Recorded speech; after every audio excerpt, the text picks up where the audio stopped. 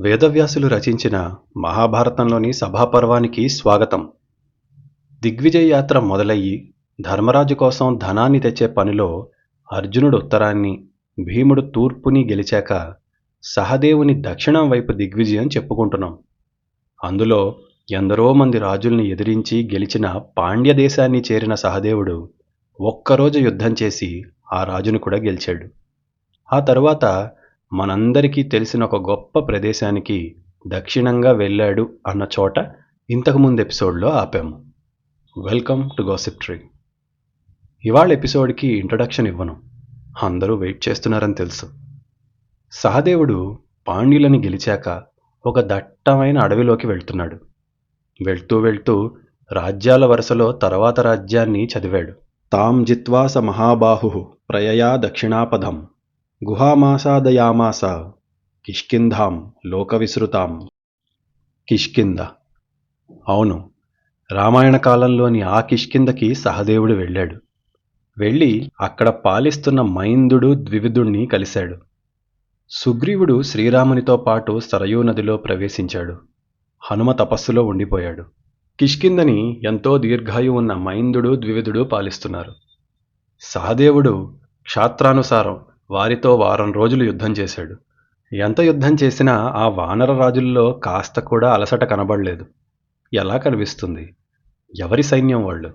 రాముడి సైన్యం. ఎలాంటి యుద్ధాల్ని చేసిన వాళ్ళు? ఆ మహాత్ములిద్దరూ సహదేవుని యుద్ధానికి మెచ్చుకుని రత్నాలని కానుకలుగా ఇచ్చి ఇక యుద్ధం చాలించారు. వారి నుండి అవి తీసుకుని సహదేవుడు మాహిష్మతి నగరానికి చేరాడు. అక్కడ నీలుడు అన్న రాజుతో యుద్ధం చేశాడు. ఆ యుద్ధంలో నీలుడికి ఓడిపోతున్నాడని తెలిసినాక ఆ క్షణంలో ఆ రాజ్యాన్ని కాపాడే అగ్నిదేవుణ్ణి తలుచుకున్నాడు. ఆ అగ్నిదేవుడు సహదేవుని సైన్యాన్ని, రథాలని అన్నిటినీ కాల్చేసినట్లు చేశాడు. అది చూసిన సహదేవుడు ఆశ్చర్యపడి తడబడి చూస్తూ ఉండిపోయాడు.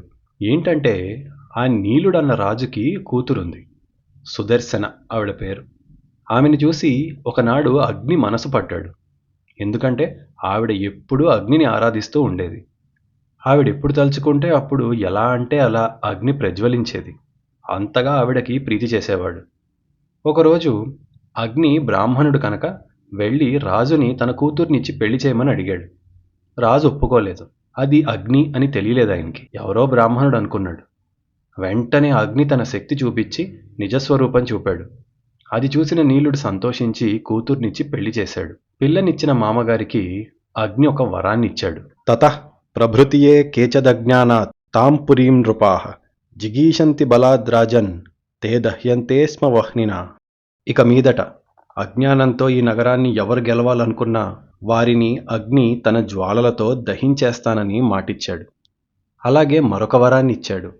ఇక నుండి మాహిష్మతి నగర స్త్రీలు వరులని వారే కోరుకుంటారు. ఇకపై వరులు స్త్రీలని కోరరక్కడ. స్త్రీలకి ఏ వరుడు ఇష్టమైతే ఆ వరుణ్ణి వారు కోరి చేసుకుంటారు. కాబట్టి ఏ వరుడు స్త్రీని నిర్బంధించడం, బలవంతంగా పెళ్లి చేసుకోవడం ఇక లేదు. వారికి ఇష్టమైతే స్త్రీలు వారు కోరుకుంటే అప్పుడే ఇద్దరికి పెళ్లి జరుగుతుంది. అందుకే అప్పటి నుండి శత్రువులు రాజులు అగ్నిభయం వల్ల ఆ రాజ్యం జోలికి పోయేవాళ్లు కాదు. సహదేవుడికి ఈ విషయం తెలిసాక బాగా ఆలోచించి ఒక పని చేశాడు. అగ్నిదేవునితో సమరం కుదరదనుకుని స్తుతి మొదలుపెట్టాడు. సూక్తులతో ప్రార్థించాడు. ఆయన అన్నాడు, నీ కొరకే ఈ నా ప్రయత్నం. నమస్కారం. దేవతలందరికీ ముఖానివి నువ్వు, యజ్ఞస్వరూపుడివి నువ్వు.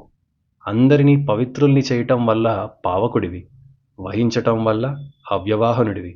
వేదాలు నీకోసమే పుట్టాయి, అందుకే జాతవేదవుడవు. అగ్ని, నీవు చిత్రభానుడవు, అనలుడవు. భుజిస్తావు కనుక హుతాసుడవు, ప్రజ్వలిస్తావు కనుక జ్వలనుడవు, శిఖలుండడం చేత శిఖివి. అంటే ఇలా మొదలుపెట్టి ఆయన్ని ఎన్నో మంచి మంచి మాటలతో, పొగడ్తలతో, సత్యాలతో పూజించాడు. ఇవన్నీ నిజానికి అగ్ని సూక్తులు. వీటిని ఒక ద్విజుడు శ్లోకరూపంగా ఆగ్నేయ మంత్రాలుగా చెప్తే వాడు జితేంద్రియుడవుతాడు.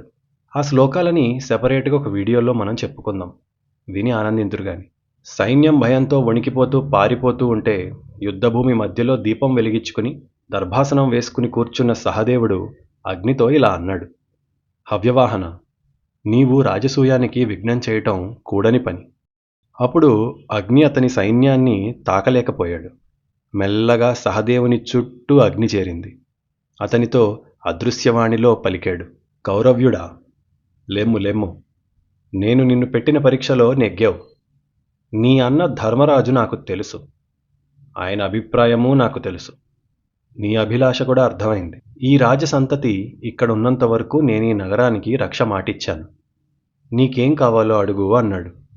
సహదేవుడు కోరిక చెప్పాడు. అగ్నిదేవుడు ఆ నీలుడన్న రాజుతో ఏం చేయాలో చెప్పాడు. ఆయన సహదేవుణ్ణి సత్కరించి పూజించి కప్పాన్ని ధనరూపంలో చెల్లిచ్చేశాడు. ధర్మరాజు యజ్ఞానికి సమ్మతం తెలిపాడు. సహదేవుడు వాటిని గ్రహించి వెనక్కి తిరిగాడు. తర్వాత సౌరాష్ట్ర అంటే మహారాష్ట్ర ప్రాంతం, అక్కడ కౌశికాచార్యుణ్ణి లొంగ తీసుకుని చాలా కష్టం మీద గెలిచాడు. ఇక తర్వాత భోజకటక వాసులు భీష్మకునికి కబురు చేశాడు. రుక్మికి సందేశం పంపాడు. వీళ్ళు శ్రీకృష్ణుని మరిది రుక్మి, మామగారు అంటే రుక్మిణి తండ్రి భీష్మకుడు. మొన్నే కృష్ణుడు చెప్పాడు కదా, జరాసంధుని వధ ముందు ఈ భీష్మకుడు మామగారైనా సరే జరాసంధునితో స్నేహం వల్ల కృష్ణుణ్ణి దూరం ఉంచేవాడు. అయితే జరాసంధుడు చనిపోవటంతో కృష్ణుడి బంధువులు సఖులు అందరూ సహదేవుడికి ధనాన్ని కానుకల్ని ఇచ్చి పంపారు. ఇవన్నీ చూడండి, ఎన్ని రాజకీయాలు, ఎన్ని ఆలోచించాలో. కేవలం రాజసూయం అంటే అలా ఇలా కాదు కదా, ప్రతిదీ డిప్లొమసీనే. ఈ దిగ్విజయ యాత్ర గురించి మనం చెప్పుకునే కథ మీకు నచ్చితే మన ఛానల్ని తప్పక సపోర్ట్ చేయండి. తర్వాత కళాముఖులు అనే మానవ రాక్షసుల్ని గెలిచాడు. వారు సముద్రం దగ్గర ఉంటారు. ఇలా దండకారణ్యం, ఆ తర్వాత సముద్ర తీరం దాకా గెలిచి సహదేవుడు ఆంధ్రదేశాన్ని యుద్ధం లేకుండానే గెలిచాడు. నిజానికి దక్షిణాన ఉన్న ఎన్నో ప్రాంతాల్ని గెలిచాడు. పాండ్యులని, ద్రవిడులని, ఒండ్రులని, కేరళలని, ఆంధ్రులని, తాళవనలని, కళింగులని, ఊష్ట్రకర్ణికులని, అటవీపురి యవన నగరాన్ని, ఇలా ఎన్నో ప్రదేశాల్ని దూతల ద్వారానే యుద్ధాలు లేకుండా గెలిచాడు, కప్పాలు కట్టేలా చేశాడు. ఇది జరిగాక సహదేవుడు మరో గొప్ప వ్యక్తిని గుర్తు చేసుకున్నాడు. ఆ రాజ్యం మళ్ళీ మనందరికీ తెలిసిందే. ఇప్పుడు కాదు, రామాయణ కాలం ముందు నుంచి తెలిసిన రాజ్యం. సముద్రం మధ్యలో ఎవ్వరూ భేదించలేని లంకారాజ్యం. రావణుడి మరణం తర్వాత విభీషణుడు అక్కడ రాజ్యం చేస్తున్నాడని మనకు తెలుసు. అయితే అక్కడికి వెళ్ళటం అందరికీ సాధ్యం కాదు. అంత తేలిగ్గా చూడటం కుదరని ఆ రాజ్యానికి ఎలాంటి వాడిని పంపితే పనవుతుందో అలాంటి వాడినే బుద్ధిబలం వాడి మనసులో తలుచుకున్నాడు, ఘటోత్కచుణ్ణి. కళ్ళు మూసుకుని తలుచుకోగానే సహదేవుని శిబిరంలో భూకంపం వచ్చినట్లయింది. నీలి మేఘం రంగులో శరీరం, చెవులకి మెరిసే బంగారు కుండలాలు, పెద్ద కోరలు, అందమైన కిరీటం, ఎర్రటి జుట్టు, భయంకరమైన కళ్ళు, నల్లని గెడ్డం, బంగారు ఆభరణాలు. ఎర్రచందనం పూసుకున్న శరీరం పైన సన్నటి బట్టలు ధరించి తన వేగంతో భూమి కంపించేలా వచ్చాడు. అతన్ని చూసి అక్కడ సహదేవుడు తప్ప అందరూ పారిపోయారు. సహదేవుడు మాత్రం అతన్ని రెండు చేతులు చాచి కౌగిలించుకొని నుదుటిపై ముద్దులు కురిపించాడు. వత్స ఘటోత్కజ, నీతో పనిపడిందిరా. నీవు లంకా నగరానికి వెళ్ళాలి. అక్కడ రాజు విభీషణుణ్ణి కలిసి పెదనాన్నగారు ధర్మరాజు గారు చేసే రాజసూయం గురించి చెప్పాలి. కప్పం తీసుకొని రావాలి. ఒకవేళ విభీషణుడు కప్పం చెల్లించకపోతే పాండవుల బలాన్ని, శ్రీకృష్ణుడి అండని అన్నీ జోడించి అర్థమయ్యేలాగా చెప్పాలి. వెళ్ళి రమ్మని పంపాడు. ఇక్కడ ఒక అద్భుతమైన విషయం.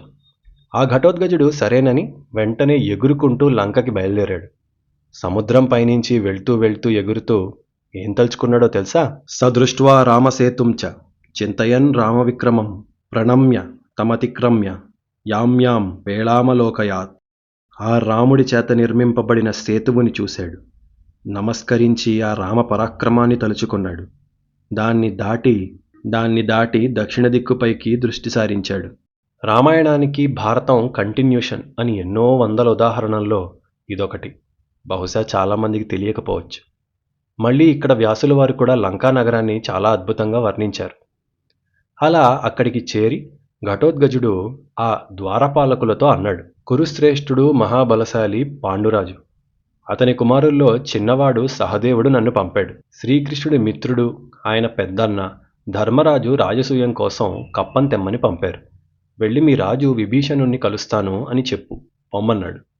ఆ ద్వారపాలకుడు వెంటనే వెళ్ళి చెప్తే విభీషణుడు అనుమతినిచ్చాడు. ఘటోత్కచుడు లోపలికి వెళ్ళి విభీషణుడి మందిరానికి వెళ్ళాడు. కళ్ళు మూయటం కష్టమైంది. తోరణాలతో నిండిన కైలాసమా అన్నట్లుంది.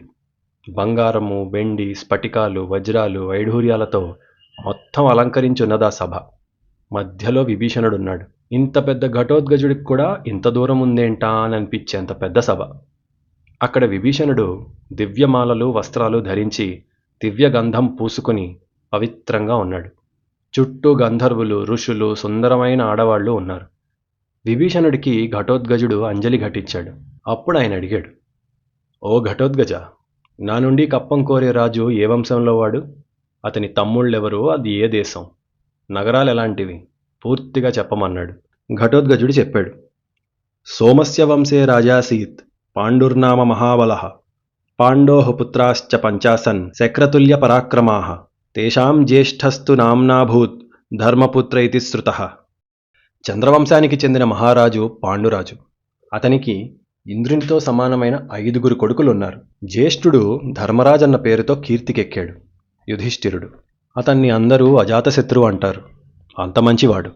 గంగానది దక్షిణ తీరాన ఇంద్రప్రస్థం అన్న రాజధాని. ఆ ధర్మరాజు సోదరుడు భీమసేనుడు. మహాపరాక్రమశాలి, నా తండ్రి. 1000 ఏనుగుల బలమున్నవాడు. అతని బలానికి లోకమంతా పేరు. కార్తవీర్య సమోవీర్యే సాగర ప్రతిమోబలే జామదజ్ఞ సమోహ్యస్త్రే సంఖ్యే రామసమోర్జున రూపే శక్రసమః పార్థ తేజసా భాస్కరోపమః.